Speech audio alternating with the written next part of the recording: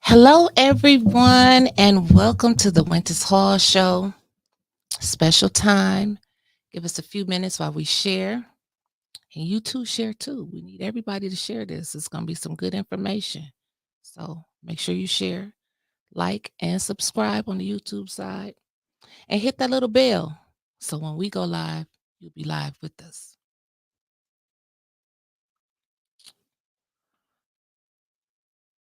Give a few minutes for everybody to come on, and then I'll introduce my wonderful guest that I have with me this afternoon.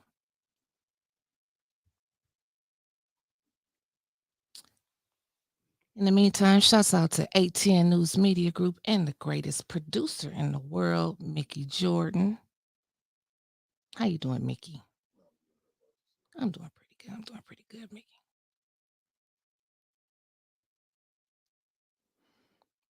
Are you sharing, Mickey?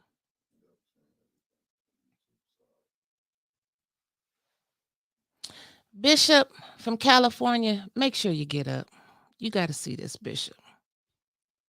Make sure you share it to Derek Smart, too. Derek, he's the one that told me to hit the highway and go to Detroit.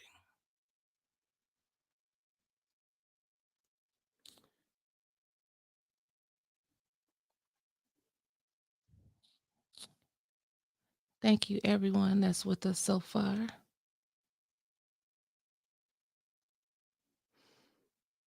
When Mickey hires me an assistant, then I won't have to do this.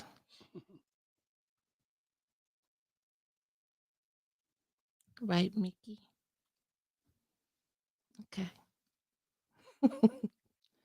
Right, Mickey? Mickey's not answering me right now. Let's see how you're going to be, Mickey. What?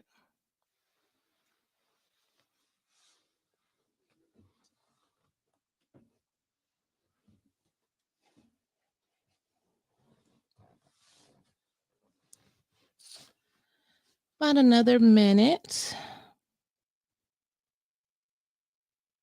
and we will get started.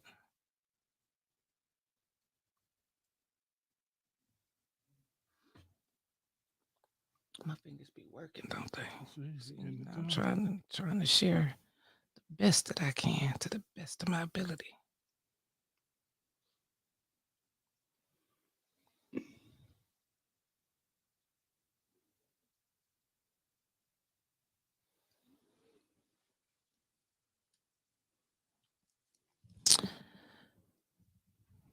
Oh, look, as soon as my manager gets paid, you see that, Mickey? Nicole said as soon as she gets paid, she going to give me an assistant.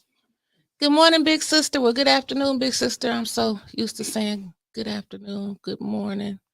Philip, everyone from the 937.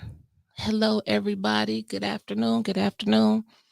So, welcome again to the Wyntis Hall Show. I have with me Minister Troy Muhammad from Mosque Number One. Mosque number one, Detroit. In Detroit. See, I knew all of that. You got it. I knew right? all of that. So we're going to go ahead and we're going to jump right into it. And what I like my guests to do is introduce themselves. Like, who is Minister Troy Muhammad? Minister Troy Muhammad. Currently, I am the Detroit representative of the Honorable Minister Louis Farrakhan. I serve in Detroit and throughout Michigan, actually. I'm been married 23 years, 4 children. Uh, just I love my community.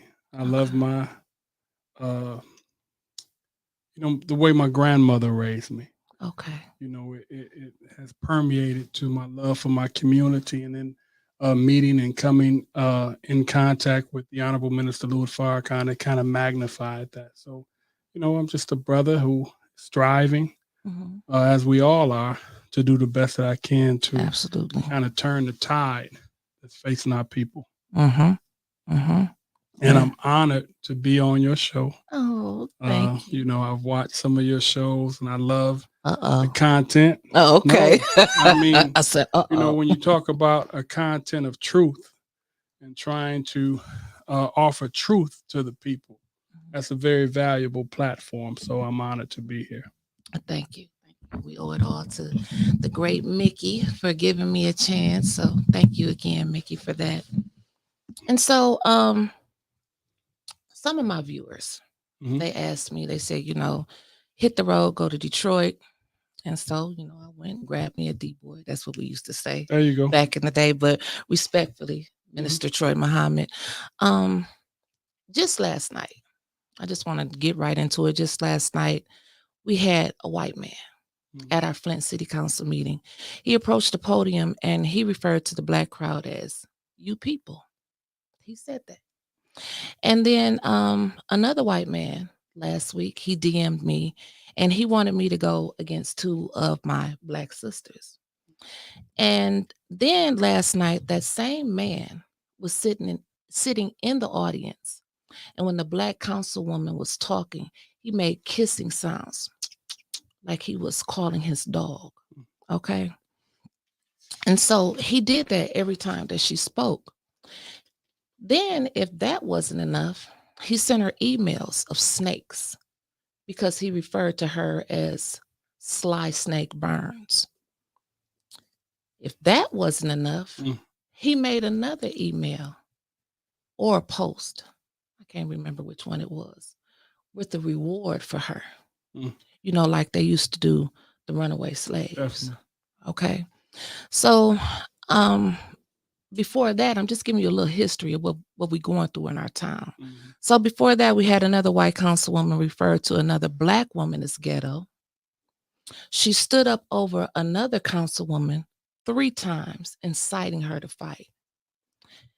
Then it seems like somewhere along the way, we lost our way as a community, as a black community.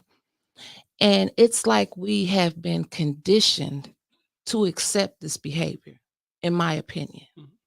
So my question for you is, why do you think that this is okay? And where do you think we lost our way at? Well, it's not okay. It's definitely not okay. But I will say that's not just a problem in Flint, right? Okay. That's a problem that's facing our people across the country and throughout the world because we don't have the knowledge of ourselves and we don't respect ourselves. Therefore, other people don't respect us, and you can see the same type of behavior amongst the higher ups. Right. In Senate, in Congress, and they go through the same types of things. And it's based upon what the most honorable Elijah Muhammad taught us. He said that it's the knowledge of self that the so-called Negro lacks, which keeps us from enjoying freedom, justice, and equality. If you have the knowledge of self, you wouldn't allow anybody to treat you that way. You wouldn't allow anyone to talk to you that way. You wouldn't allow people to degrade you and do whatever they want to do to you as they've done to us in America. And the situation you're describing in Flint is just a smaller version of what's going on across the country. We see it in Detroit, Okay. but sometimes it's done differently. You know what I mean? And some of that stuff that you're seeing done publicly is done behind closed doors. Right. And you have brothers and sisters who are bowed down in submission to a system that's been created that they feel that, man, I don't belong here, or I'm the first to do this, or I'm the first to do that. Therefore, I need to be quiet, or I need to lay back. The beauty about the city of Flint is that it's us. Flint is like one of the rawest black communities Absolutely that you could find. And that's the beauty of it. Because if we could just get the right mindset there, right, that could be the city that turns things around for us. So I think that, what you're doing, the ability to speak truth and to raise these questions, it makes people think about it. But again, I do, I would think that, if this is happening to sisters at our city council meetings and things like this, that brothers should step up. Oh, you getting And ahead of me. sometimes when the right brothers are present, some of that stuff calms down. Right. But it shows what we can do on a major level in the way of unity. But unity doesn't come that easy because Sister Wyntis we discussed this, I believe. We all grow at different levels. Where you might be 20 steps ahead of the average Right. based upon your experiences, the things that you've seen while you were in the hospital situation, some of the stuff that you understand better than that average brother or sister. So you're trying now to speed them up. And that sometimes causes conflict because Yes, it they think does. that you're challenging their position when it's not that. It's just like, come on, let's speed up so we can get this thing better for all of us. So I think that it's a bigger level of communication we got to have. I think that you're going to play a role in that. As I told you, this is shows like this become like underground railroads, Right. and they help free up the minds of our people all over the place. And you got people listening to you and tuning in to you from all over the country. And that might be the start of the change of that. It's unacceptable in any case. But the man or the woman who is being addressed, they got to be the first one to say, no, this is unacceptable, you And know? and you And know what, they are. mhm, And they do stand up for themselves. But just like my brother Arthur Woodson, and thank you, Art, because this is leading into the next statement question that I have for mhm, him. Minister, the brothers and some of the sisters are standing on the side of the racist. mhm, We are fighting our own, mhm, and then we are fighting against others. mhm. So how do we combat? I mean, that's like a twofold But problem that's right the there. that's the condition we've been put in. That is the condition. Like when the minister talked about Willie Lynch and how his desire was to keep slaves separate. You know what I mean? Where you were given the name of your slave master, this plantation, that plantation, or being a house Negro made you think that you were better, or being a field Negro had you in a certain mindset. That hasn't changed. Mhm. So we're looking at that today. It's playing out in front of us. And it's like, again, I can't expect the next person to feel the way that I feel, Right. because our experience, Wyntis, they shape us. Right. You know what I mean? The stuff that you went through made you specifically who you are today. It Absolutely. wasn't that you just jumped up and was like, man, I know myself. I'm going to fight for what's right. No, that stuff gets developed in you over time. It gets developed in me over time. And I think that even though it hurts to look at, we have to give our people that opportunity. And then our role is to present them with the truth, bring it to them Right. and say, no, that's not acceptable. This is what you should do. This is the best way to deal with that. But to have white people in the mindset that they could even do that, it's a sign for Flint Mhm. because Flint has that power, but it's a dormant power because we're not united, That's right. you know, That's right. and it doesn't make anyone in the equation bad, where this one is over here doing this one is over here, this one is over there. You could find unity in it, but man, we have to stand up in Flint as a united front Absolutely. uh, to check people, to let them know that this is unacceptable. Mhm. You know, when the light was on Flint concerning the water crisis, Mhm. that was a great opportunity, right? But from what I've read and what I've heard, and you know, some of the churches took advantage, and some of those things happened. And Flint still hasn't been given the justice that it's deserved. No. And the rest of the world just moved on. Yes, they did. And I think that's the result of Flint leadership, not political, but community. And it could be combined with some political, but they kind of fought amongst each other and just let that go, Right. right? You're right. Because that community now has to demand, look at us. We haven't received justice. We haven't received equality. Nothing has been fixed. Nothing has been repaired. And then you see the governor and the people that were at the top of this thing just walking scot free, and some of the Absolutely. people involved walking, and nobody's paid for what happened to Flint. At the same time, we just on the ground not doing too much. Not at all. Like we just took the lashes. Mhm. and just going about our business. Everybody trying to do what's best for them. Right. And that's what has to change, because if we do something together in the collective, then it'll be better for all of us. Right. So I mean, it's a lot, Wyntis. It's a knowledge of self that people have to have. And unfortunately, most of us don't have it. It can be because we have a failed educational system. It could be because our parents didn't know. You know what I mean? Because your parents gave you certain values, Yes. right? Coming up. Yes. Everybody doesn't have that.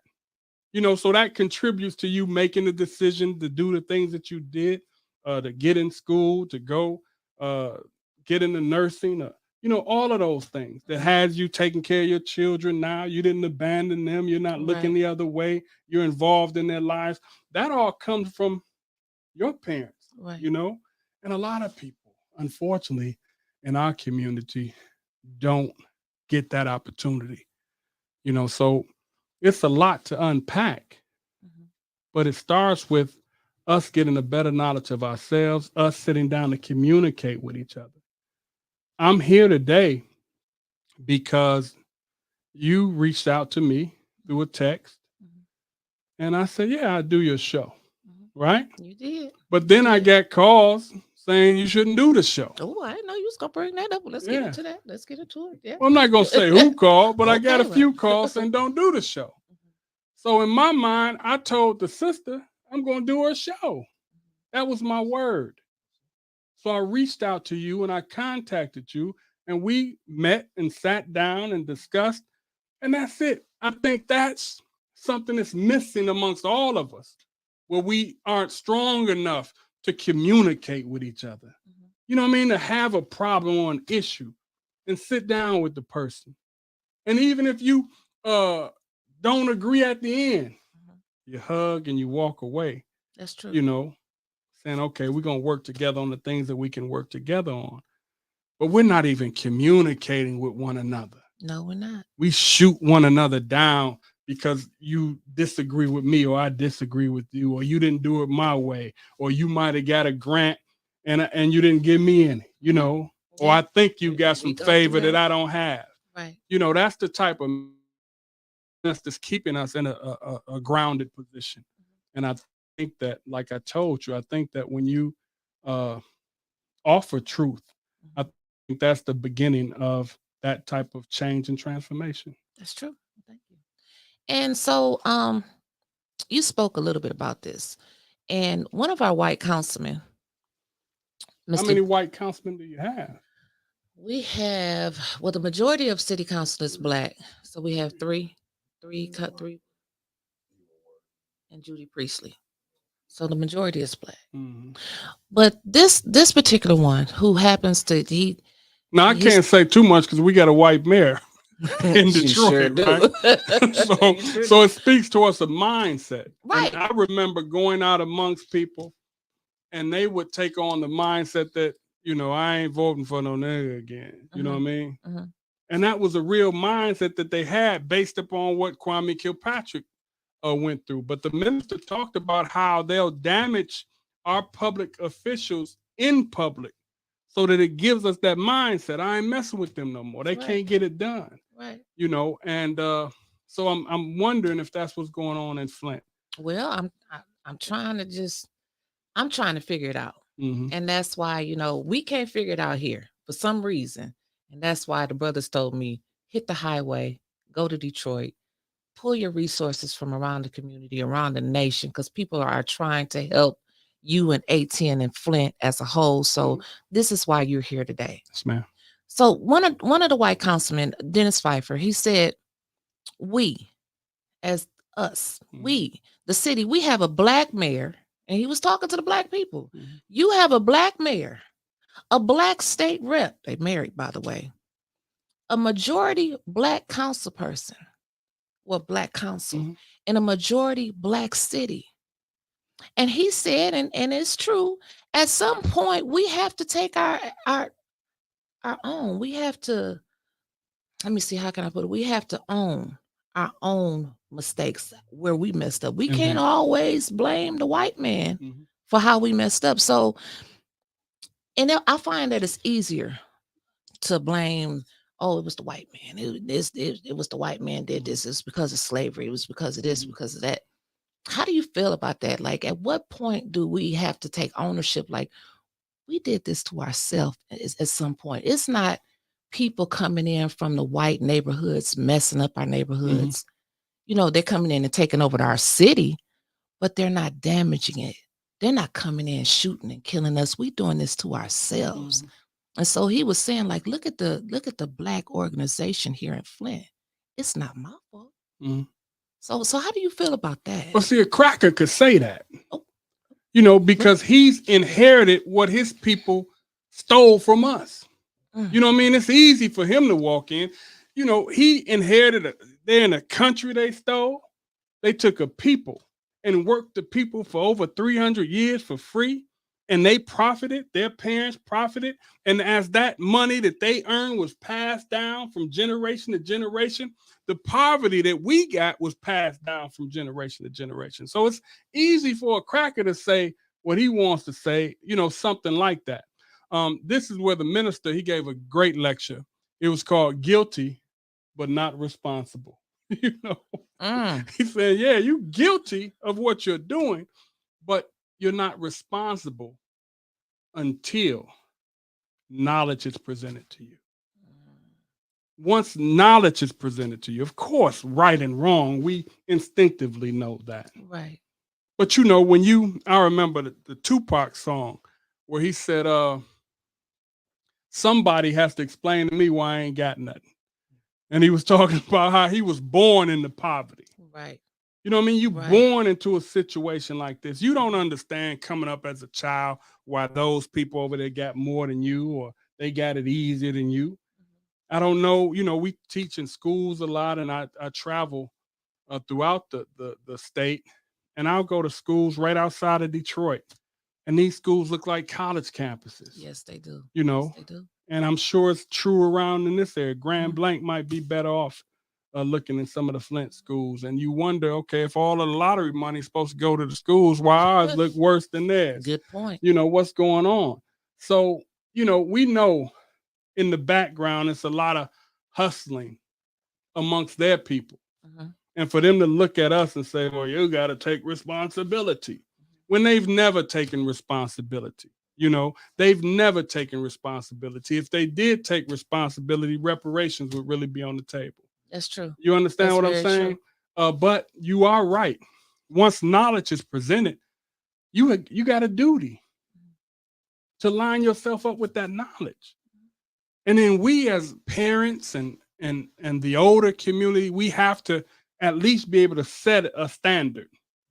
You know what I mean? My son or daughter should be able to look at me and say, that's a route I want to take. Absolutely. Instead of saying, okay, I want to follow the basketball player. Right. Or I want to be the rapper.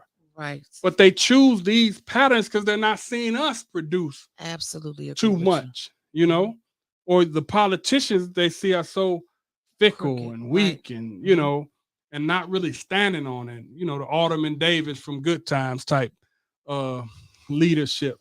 But of course we do have a responsibility as a community, and we need to have people who serve as those beacons. That's what the community leaders are supposed to do. It sounds like you already know what I got wrote down. Oh yeah, like that's what the community needs. To the next thing. Okay, well, you want to go? Well, yeah, I'm talking. Well, so we're talking about leadership in our community. That's the very next thing that I had down here.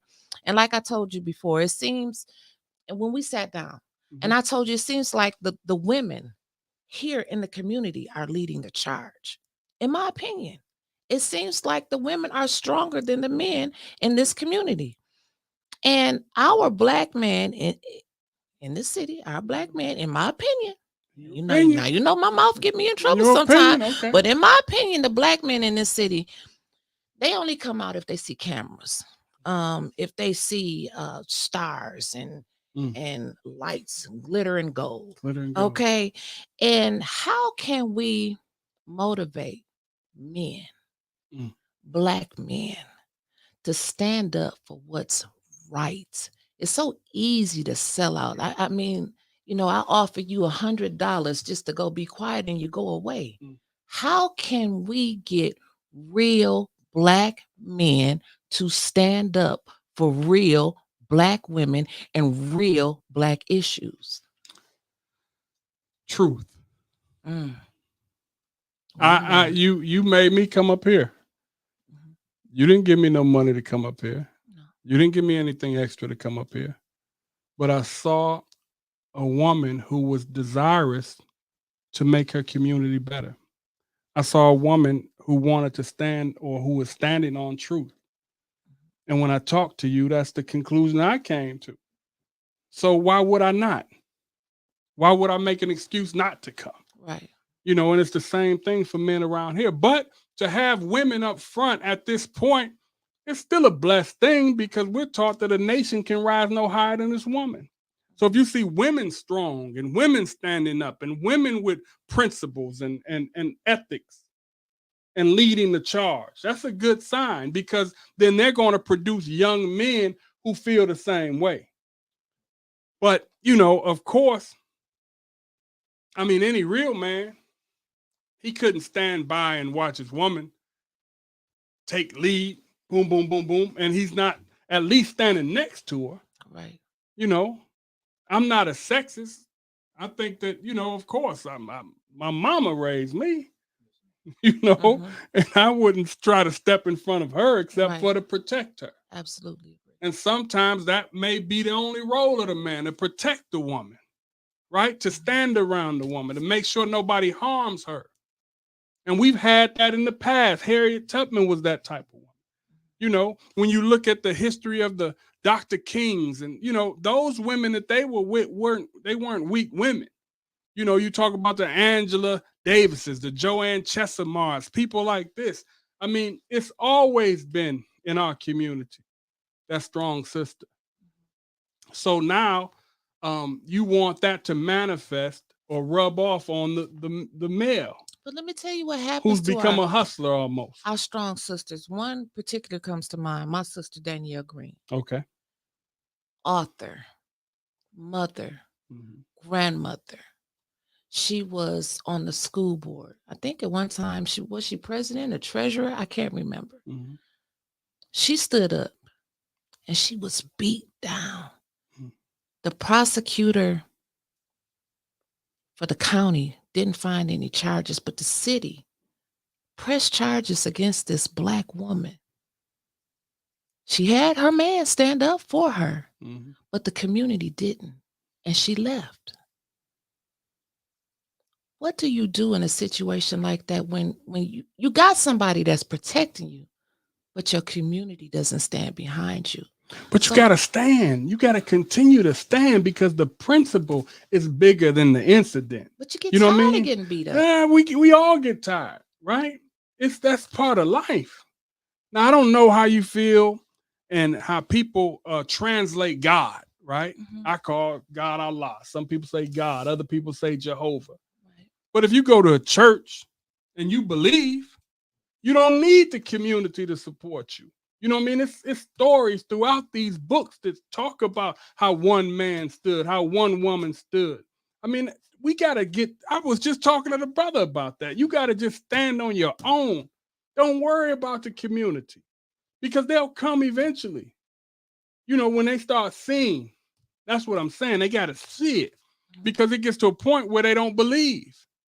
You see these leaders walking around, they dress real nice, they got nice cars, but the community ain't no different.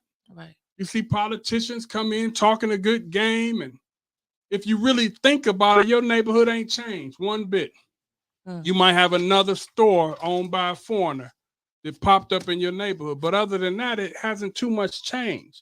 So people don't have faith. They haven't bought in yet. Minister Farrakhan, the Honorable Minister Louis Farrakhan, he started the Nation of Islam off by himself. And he went through years and years and years, people just attacking him, the community not supporting. But then you get to a point where a Million Man March takes place. I know. But it's the same thing that can happen in a city like Flint. It's small enough for everybody to be connected. It's small enough for one wick to be lit. and it makes that dynamite explode on everything. It's small enough because everybody can talk to each other. Everybody knows one another. So it's no reason it can't happen. It just has to be some people in lead positions who never bow down. And then they're going to start buying in. Why do you think you got so many people listening to you? You coming out of Flint with your voice. It didn't start off with 100 people, 200 people, 1,000 people. But you kept presenting your truth. You kept presenting your truth, even when you guys were attacked and people are being enemies to you now. Right. But you haven't quit. No. So it causes more people to buy on until, sooner or later, that one mosquito becomes two, becomes three. You know what I mean? Yeah. It just grows and grows and grows. I think that you have great potential. I think that you're doing some great things. I think that you're one of those Black women who are leading the way. You got my brother over here who's supporting what you're doing. That's a sign of Black male, female working together. Absolutely. And we just have to identify those other ones in the community. It's some there. They just don't know who they are yet. You know what I mean? The Black male has been specifically attacked. It's been really an attack against him. So he's dusty and tired, and it's been Right. 11 rounds. Right. Right. And now you standing in the gap, sister. And we appreciate that. Definitely. Well, I stood even harder because of you, Dr. Danielle Green, and I feel like she didn't have enough people to stand up for her. And I forgot. I seen somebody put in the comments, she's a doctor. She has a doctorate too. So yes, and I feel like you said, if you can't get a man to do it, if you can't get the community to do it, sometimes my mama taught me, sometimes you got to stand alone. Yeah. And that's what I do. And that's what I've been doing. When I can't get the community leaders, when I can't get the Black organizations to stand up with me, sometimes you just got to get out there and do it yourself. And that's what you're doing. Now you look at all those people that are listening to you today, based upon your strength to go at it by yourself if you have to. And I guess that's what we have to put into our people. But at the same time, like I said, the growth, the demands that we communicate better with one another. We shrink in the face of opposition. We shrink when we see somebody that doesn't actually do it the way that we want to do it. Right.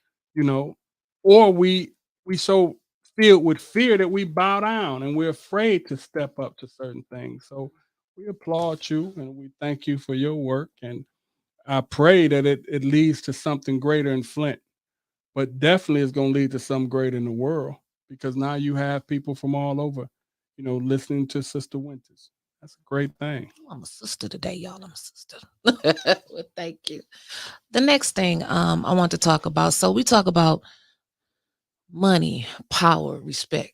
We hear those three words all the time. Power, respect. Who's that? The Locks and Lil Kim? Money, power, respect, and titles. To me, that's what's being sought after in the city of Flint. Not truth, dignity, and honor. We can pack a strip club before we can pack our own city hall. And that is where an 80-year-old woman stood at the lecture yesterday. And she basically said, we are moving backwards. She gave the analogy that when she used to go to the polls to vote, they would hold up a jar of pennies and say, if you can guess how many pennies is in this jar, then you can vote. She said, I feel like that's the way that's how we are headed back down that same avenue.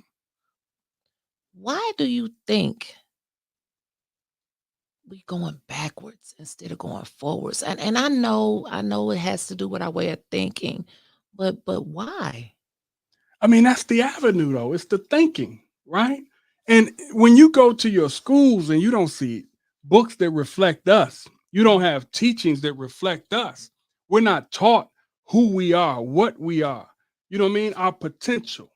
These are things that should be taught in school. Right. This is what you were created to do. You're more than just, we're taught about a God outside of us, right? And we're not even taught about how special we are. That's true. And how beautiful we are and how everything has a relationship. How your hands are the tools that you use to get the money. You know what I mean? The brain that you have to think and all of these things. But, it's like we are definitely going backwards, but we're going backwards because we don't have a knowledge to thrust us forward. It's knowledge that takes us higher. And we're lacking in that. If you listen to our music, the music standard is dropped. It's so much lower because they're working with whatever's coming out of their mind. That's what they got. That's what they're being fed somewhere. And we have to be able to identify those avenues. Now, our phones can be good or they can be bad. But nowadays, with our children, it's becoming a bad thing. Right, it is. And we have to have more control over that.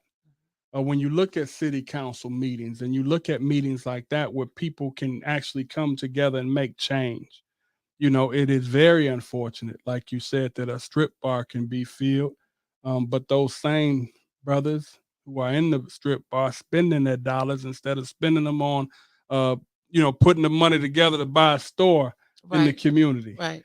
Putting the money together to buy a clothing market in the community or things like that. We just don't have the knowledge to think like that. And I believe we have the brothers here in Flint that could do those things. I was reading probably about a month ago where Mike Epps, he Indianapolis, is that where he's from? Yeah, he's from Indianapolis. He brought up a block. Yeah, I saw that. And he transformed it into a black housing community. Mm-hmm.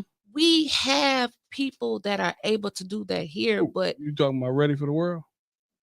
I ain't talking about now you being a little shady. I like that. You being a little shady. I love Melvin Riley and those I like them too. I like them. But I don't think they're gonna buy the block right now. I don't think old Sheila ain't getting that many records. They ain't getting no money back from that. but how can we push them? How do we get them out there? You got to set the tone. So I'm blessed. Of course I do. I have done a lot of work in our community, and I've done it consistently for some years. And I saw a brother in Atlanta who was doing some great work in the community, Minister Sharif Muhammad. Okay. And they had a restaurant, cleaners, a grocery store. I'm like, man, we can't be that stupid that we can't have the same thing. So let me fly down there and see what he's doing. I flew down, I checked it out. It was pretty humble, but that was theirs. Right. So I've made some Facebook posts and some Instagram posts about it. And a brother called me. He said, I'd like to franchise that restaurant here in Detroit. So I organized them to meet and come together. And they came together and they agreed to do the restaurant. And then they said, Brother Troy, we need something else from you. I said, what? They said, can you find a place for us to put the restaurant? I said, yes, sir, no problem. And as I was walking out the door, the brother said, Brother Troy, in all this process, you never asked, how are you cut in? How are you going to make money off of it? He said, so while you're looking for a new building, I want you to go find yourself a new mosque. So I found this big, beautiful building, a 300,000 building, but now it's worth $1 million. The brother who purchased it for me is a brother who is from Flint, born and raised in Flint, Michigan. You know what I mean? So those people are here and those people are around. And he's a doctor in education and he travels the world. He's from Flint, Flintstone, good brother. But he wants to see people doing things before he injects money into it. So he's waiting to find, because he loves his city. But I'm giving that story to say it was a brother from Flint that helped me tremendously, because once I did that, that gave me much more room to work out in. It allowed me to become a community space for the community. So community groups can meet at our mosque and do the things that they need to do, people who don't have a space, and that's how it's opened up. But it's men and it's women here on the ground that can do a lot of things and transform a lot of things. We just got to keep working like Wyntis is doing and others. And those people will come. Okay, you let them know we got a grocery store here that we've been trying to open up for 9 years. Really? I can bring them to the table to have a discussion with all of you. because again, he's very LaRon knows him well. He's very concerned about the Flint community. He wants to do something, but you just don't want to give money to anybody. Absolutely. You know, Don't bring them from right? the grocery store. Just put that on the back burner. We're gonna put that on the back burner. So before we get off into a little bit more about you, I want to talk about this last subject, and you brought it up earlier. 2024 marks, and we touched on this a little bit when you and I were talking. Okay. This year marks 10 years of the water crisis. Hmm. Brother Marcus Muhammad, who is mayor Yes. over Benton Harbor, Hmm. went through the same thing with the water in Benton Harbor. They got their pipes and everything fixed already. Hmm. What are we doing wrong here? Do you have any idea of what we're doing wrong in the city of Flint? Well, I would say from outside of looking in is what we talked about earlier. I mean, the community, or at least the community leadership, allowing the topic to be taken off of Flint, allowing the light to leave Flint. Mhm. You know what I mean? Because for that year, everybody was here. Right. Everybody was wanting to be involved, asking, Everybody. certain things. I got a call from Judge Mathis, and he said Aretha Franklin wanted to do this, that, and the other. And the solutions in those cases, and most of the case was bring some water down there because that's the only thing people knew to do. I remember they brought the faucet, the what do you call those? Yeah, the filters. I remember we had a hip hop for Flint thing to get filters, and yeah, a lot of people came You, down. Beyonce gave a Russell million. Bruno Simmons, Russell Mars, right? Simmons came down. So you had the light on the city. What happened? Who took that and shined it on themselves, right? And took advantage of it to the point you had warehouses filled with water that wasn't being used. Right. You know what I mean? You Stuff know the like this story. going on. Mhm. But the problem still hadn't gotten fixed. Mhm. So what I will do is I'll take you to meet with Minister Marcus Muhammad, who is also a minister of the Nation of Islam, but Mayor Marcus Muhammad. And you could ask him that question, Okay. because he did all the stuff, the groundwork to get that piping system fixed in Benton Harbor uh, in a real quick, efficient manner. And I'm very proud of that, brother. Me So too. the I'm proud of the leadership city. summit that I want to invite you to the Black Leadership Summit that will be in February. Okay. And Okay. you'll meet them then, and then we can go from there. All right. Thank you. No problem. So now back to Minister Troy. Okay. You said people reached out to you. You organized this and you've done this and you've done that, but you haven't always been a minister. No. I want you to encourage. Some people might still not think I'm, I'm a minister, to be honest. I just been myself, right? Right. And that's what we're talking about. Right. You have certain gifts that your parents gave you. Mhm. You wouldn't be able to accept truth unless your parents were that way. Absolutely. You understand what I'm saying? So, I inherited that, and I was asked to do that. I never thought in a million years I would be minister of mosque number one. But I was assisting the minister who was there.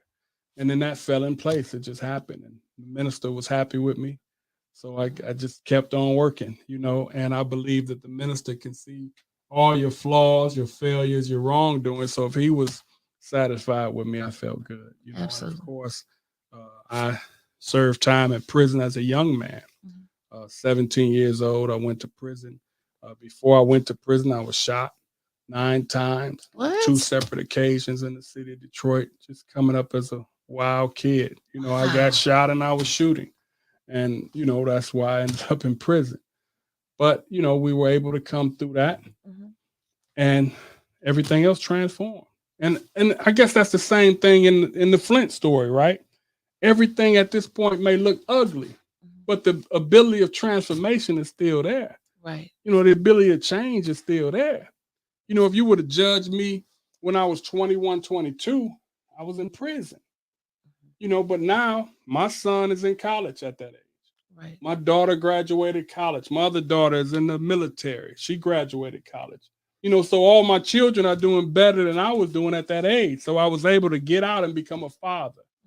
And a father, the minister says, means to further.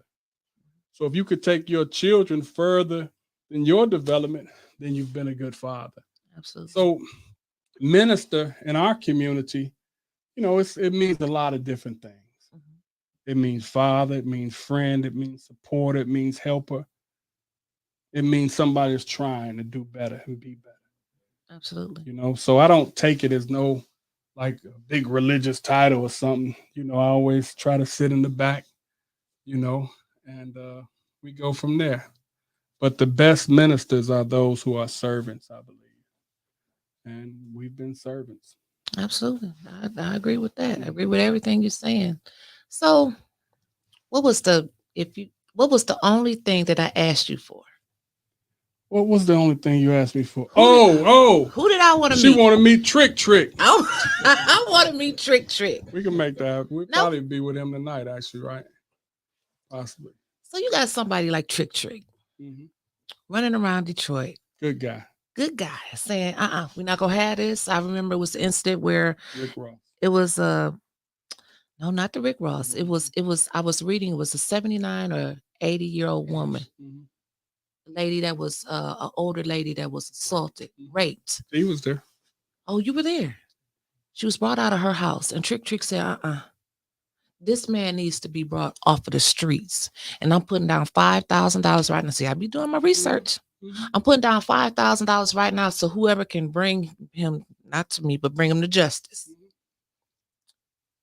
It's like the streets listened to him. He stood up. He took that leadership role, and like Trick not taking no mess down there. Flint needs a Trick. Not a trick, but Trick. So how did that movement get started? How does the nation work with Trick and do you come together like that? Like that's my brother and friend, and when he makes calls like that, we get the call. Come on, help us out, support us. Then brothers like Sean and other brothers, go down and they make things happen. So that's a thing that's happened in Detroit. Well, it's not just Trick. I love Trick, but it's maybe 15 community groups. Okay. Where we all work together. Okay. And it's a beautiful thing. So he'll make a call like that and he'll put money on the floor. When he puts the money on the floor, that gets the streets involved too. Right. And he's always been a consistent brother like that. We have relationships with the police department, but he understands that everybody ain't messing with the police department. Exactly. So let's do it this way. So he's always been great and supportive like that. You also had drug dealers in the neighborhood that would do things like that in the city of Detroit. I'm sure some in Flint. Just got to find those type of brothers. They're there, who don't want to see their elderly people attacked or the children shot and things like this.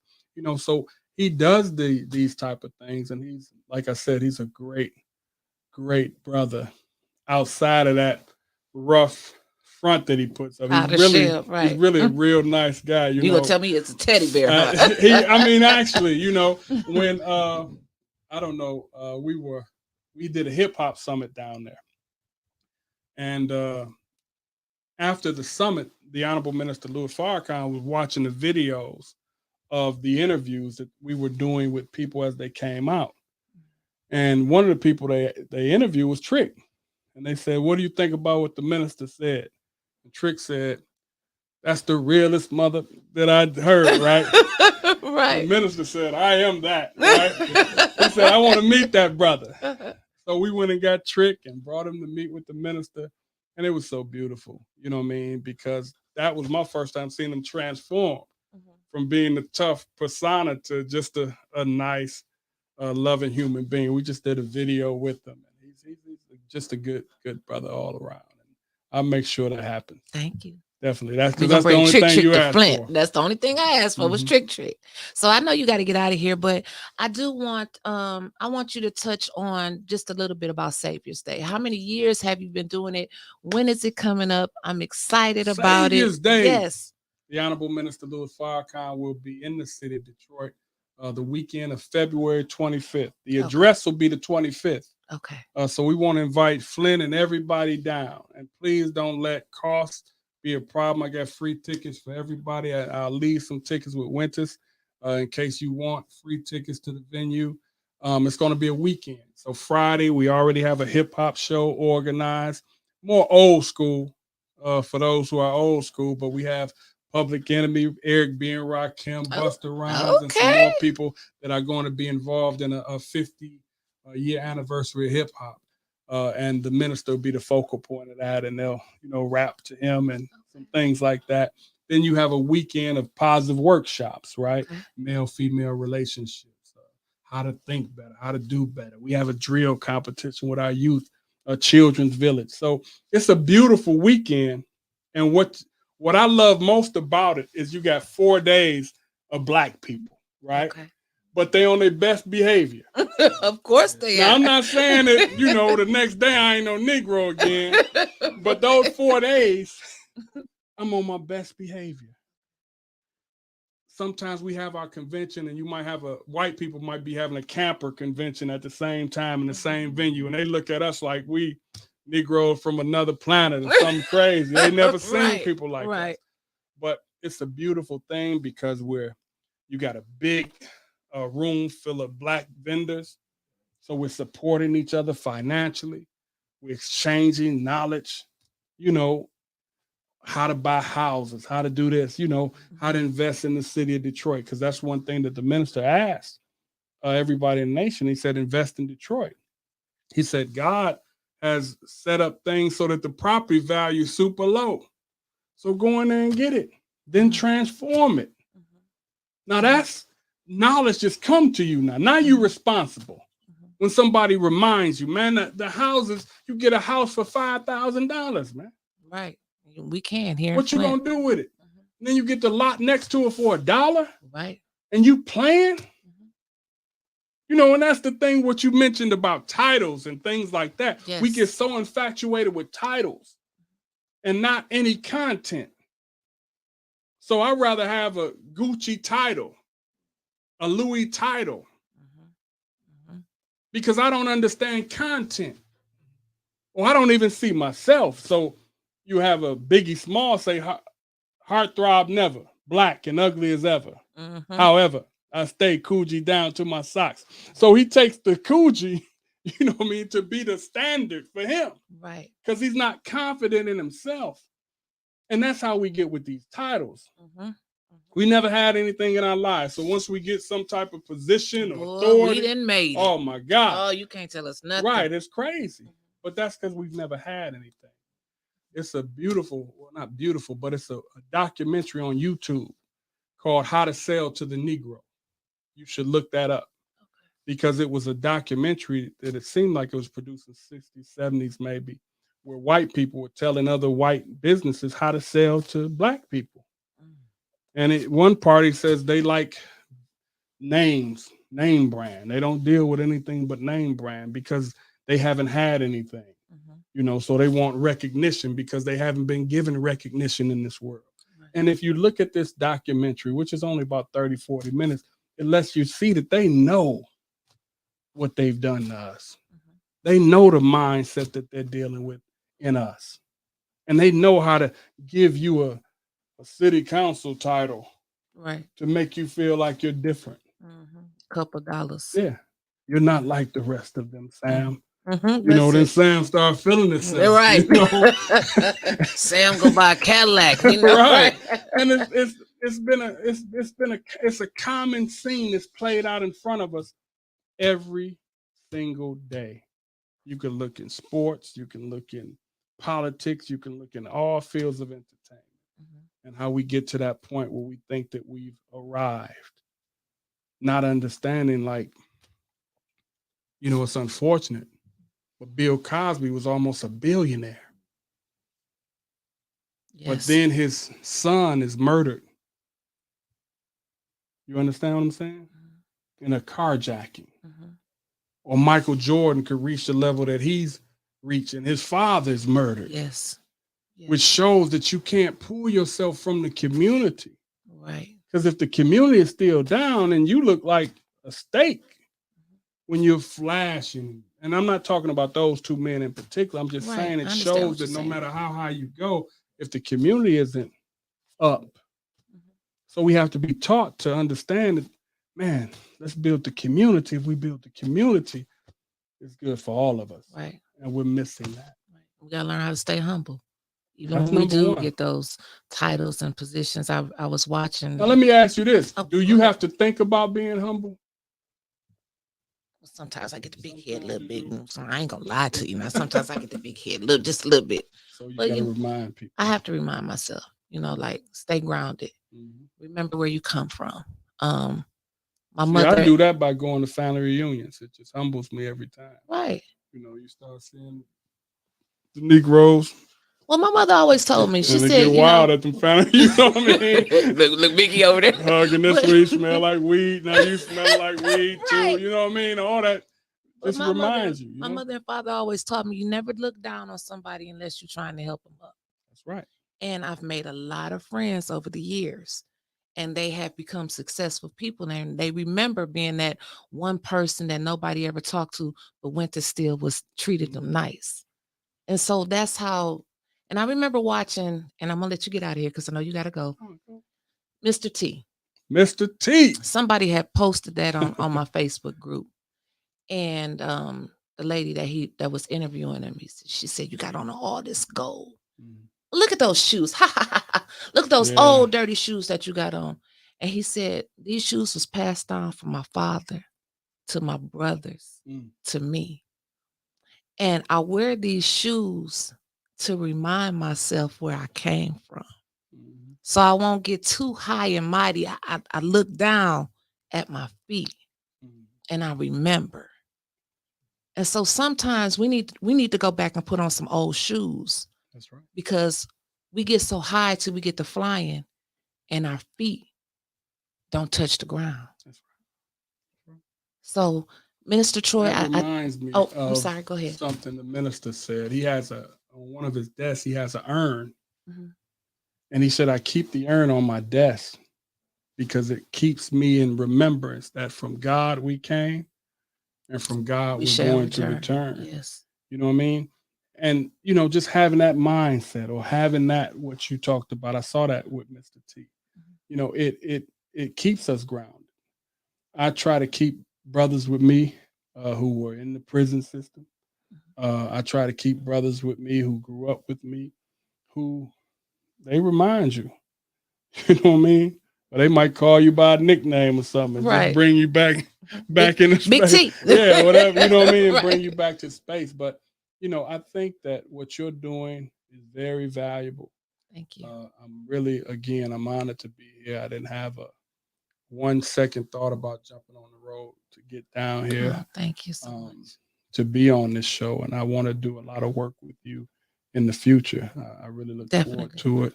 And again, I want to invite Flint out. Yes, they wanted you to repeat Savior's that. Day. Yep, I want to invite you out to Savior's Day. Contact Wyntis if you want tickets, and I'll make sure she has tickets.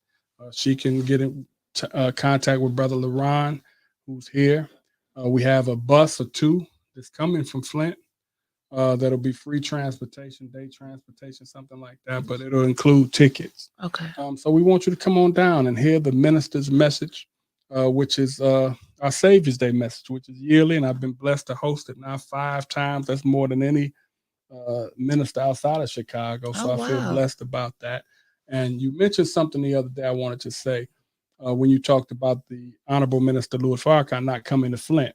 Yep, I said it. I owned it. You owned it. Definitely. I wanted to just let people know that the Honorable Minister Louis Farrakhan has been very concerned about Flint. He's also always asked about Flint. Anytime you saw his representatives here, anytime, with the Judge Mathis piece, the hip hop for Flint, that was his granddaughter who organized that. He asked me, he wanted to come to Flint.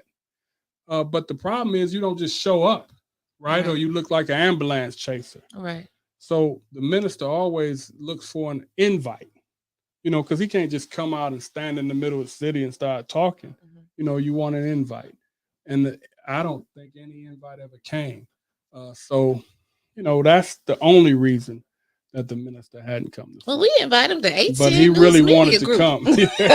He really Right, wanted to Mickey? come.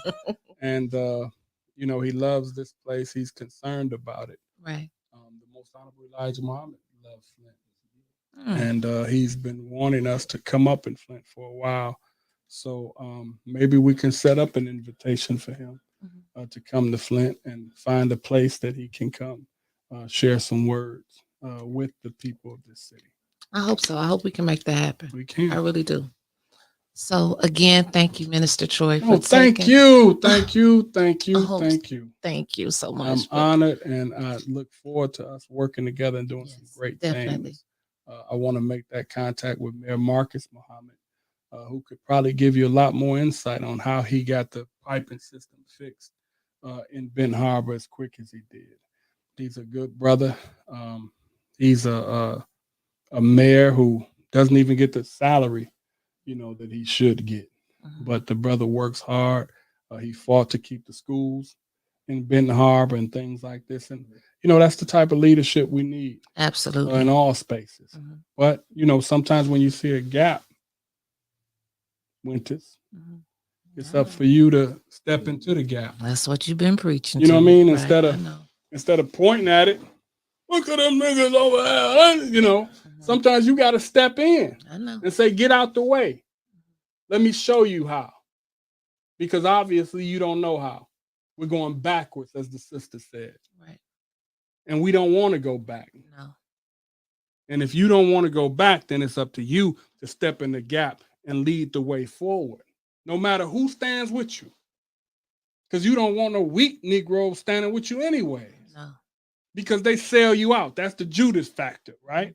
Absolutely. That's what Jesus went through as he taught. He had one who was with him, watching him make the blind see, the deaf hear, the dumb understand. But the guy still betrayed him. So you ain't got no hope in Flint. You know what I mean? You're going to have all types of people taking silver and gold pieces to go against you or go against those who are trying to do right. But you can't let it stop you. You got to take both positions. The position from this seat that you're in, that you're doing a great job at, but then you got to step into the battle with them on that side too. Or at least try to find the person. And that's one thing that we're doing in Detroit right now. Me and some of the brothers and sisters who are, who are in leadership, we're trying to identify young people that we could run for offices.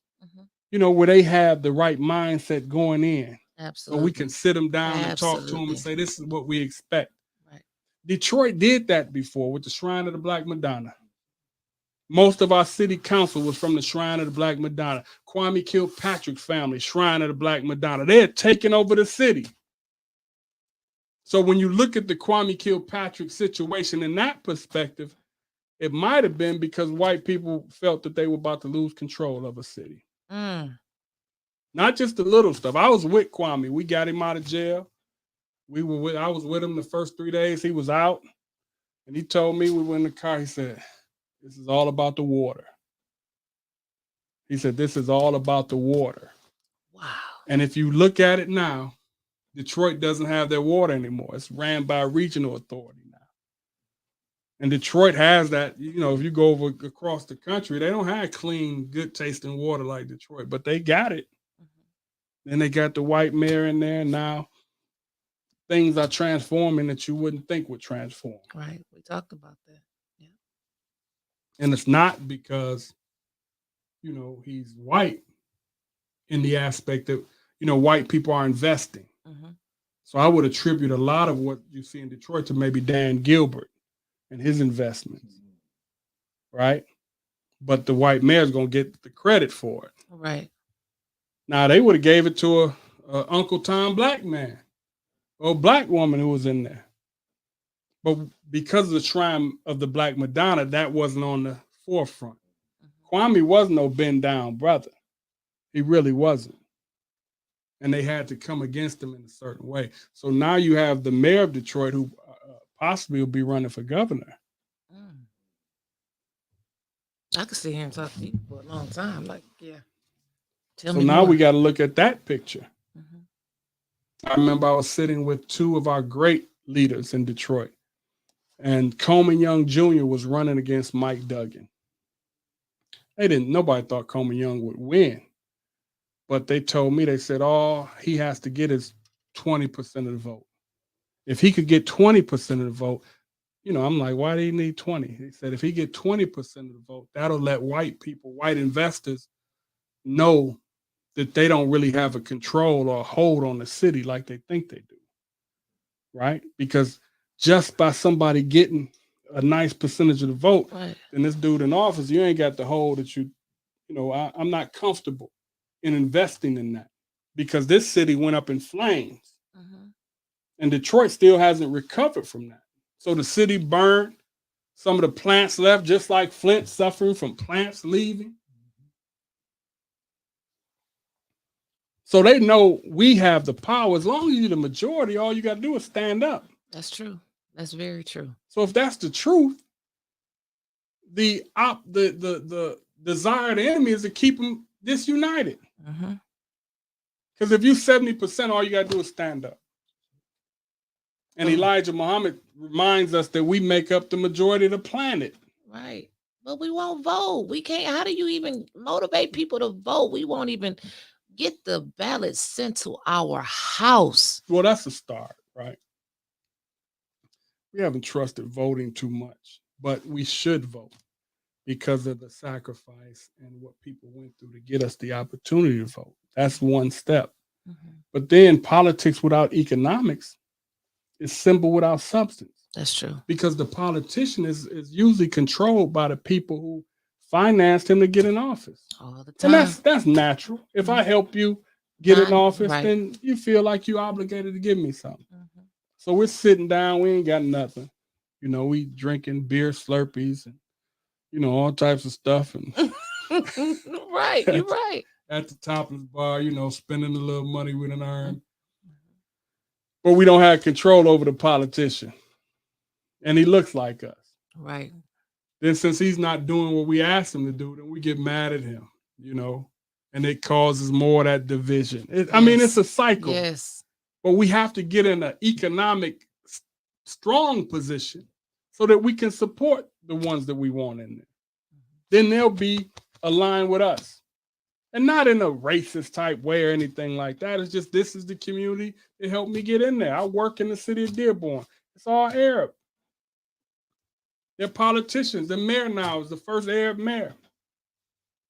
They found out, the Arab mayor, we were sitting together, Abdullah Hamoud, he found on the books that white people had in their real estate piece that you couldn't sell your house to anybody black. What? Yes. Dearborn in the 70s and 80s couldn't sell to, no, you can't. If you're going to sell your house, can't be to nobody black. He said that was on their books. He found all this stuff once he became mayor. So it's, I'm saying, it's forces working against us that we don't even see. And all of it can be proven. You can probably look it up on the computer after I leave to see that it's true. But they make alliances like that. And we on the outside looking in wondering, man, why it ain't popping for me? Why we on the city council arguing? Why the community groups won't get together? There's so many other things that play. But you got to step into the gap. You got to, where you see the problems, you got to bring that cleaner and clean up. And help them clean up by being able to see somebody who's strong. That's the only way we're going to do it. Right, you're right. And it's, unfortunately, it seems like it's going to take forever. But, man, we didn't get in this condition overnight. No. You're talking about 300 and some years of actual physical slavery. Then segregation. Degradation. You can't come in here. Get to the back of the bus. You know what I mean? You understand how that would feel? Right. And that's our parents went through that. Absolutely. That ain't too far off. No.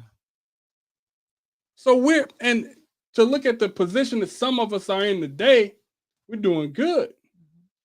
when you consider the whole picture. Right. And the position that we're in that we didn't get into overnight. Now we just got to fight harder.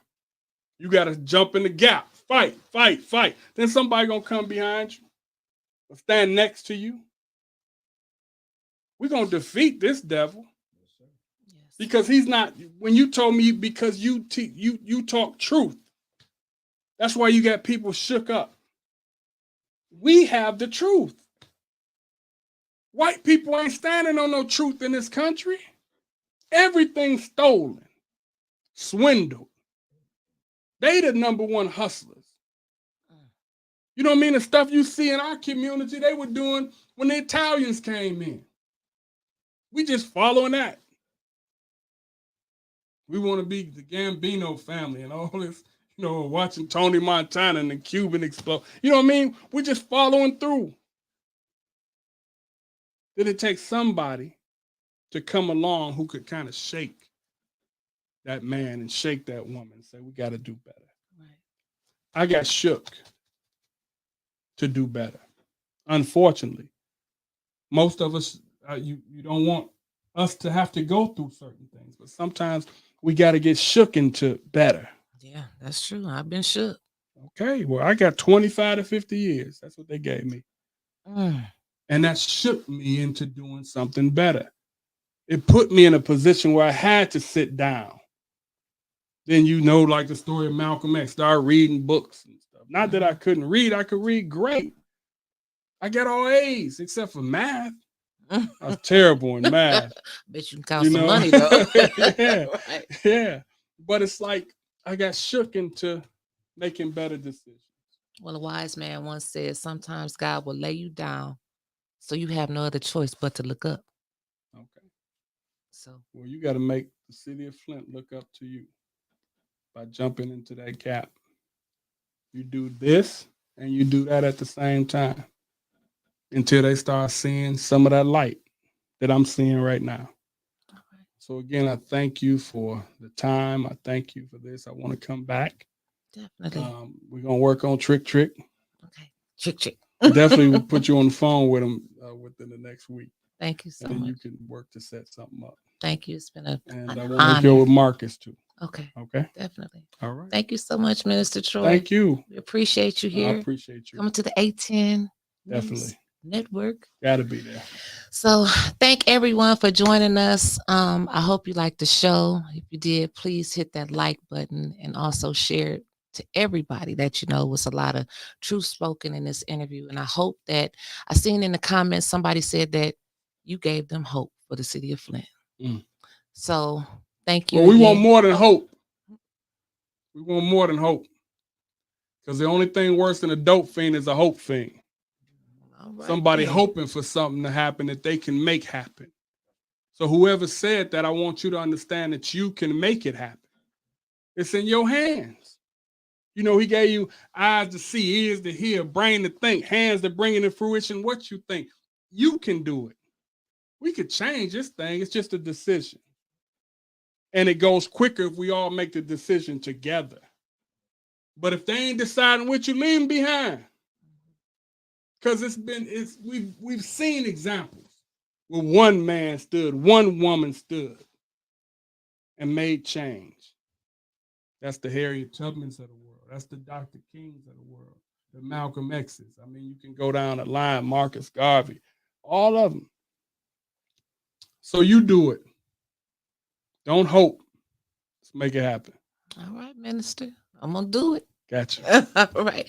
Thank you, everyone, for joining us today. And we will see you tomorrow morning, 9 a.m. on the bump. Thank you.